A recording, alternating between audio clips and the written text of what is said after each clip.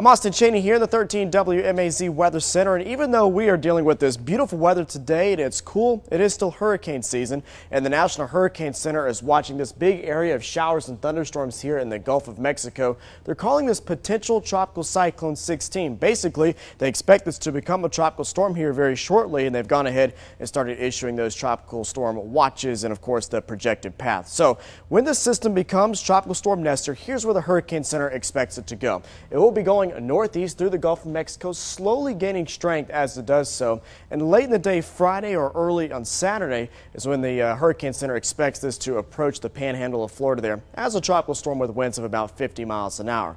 Then as we continue to go through the forecast, notice how that projected path goes right through central Georgia. The center line does clip some of our southeastern counties.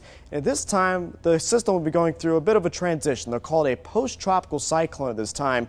It means the storm will be structured a little bit differently, but it will still be bringing rain impacts to parts of central Georgia and also some increased wind to our area, but mainly to areas south and southeast of central Georgia. So here's how it plays out on the forecast models. Through today and Friday, the system will be slowly gaining strength as it moves northeast through the Gulf of Mexico. Here it is Friday afternoon as a tropical storm south of Louisiana, and it continues moving northeast through Friday. Eventually, early Saturday is when our rain chances start to increase, and that chance for rain sticks with us pretty much all day long. So showers and thunderstorms are possible there Saturday afternoon, continuing into Saturday evening. Now notice something important with this forecast. Oftentimes you hear that the western side of the circulation is normally the weaker and drier side of the storm. Right now, it looks like the area of low pressure is going to skirt just to our southeast, maybe just clipping some of our southeastern counties.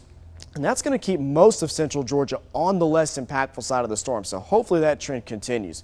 And then as we continue to march forward in time, you see by Sunday, the rain is moving on out and this event is pretty much over. So as far as the wind gusts go, they don't look to be too significant at this time. We'll pick up the forecast here Saturday morning, and you see we're dealing with winds 15 to 20, maybe 25 miles an hour. And those gusts will increase through the day on Saturday as that area of low pressure gets closer to us and eventually moves through southern parts of our counties. It looks like the strongest wind gusts that we could see, though, are on the order of about 35 miles an hour. I don't think we're going to see widespread tropical storm force gusts as this system moves through. And that's important because some of our trees have been weakened by the lack of rainfall and the heat. So it's not going to take a whole lot to have some downed trees. So it's a good thing that we're seeing these lower gusts here on the wind gust forecast. And then you see those gusts that we do have pretty much start to die down as we move into Sunday. Rainfall totals look to be beneficial, but not too substantial at this time. Most models are putting us between 2, maybe 2.5 inches of rain. So that's something we'll be fine-tuning as we get closer to the weekend. We'll have more updates, of course,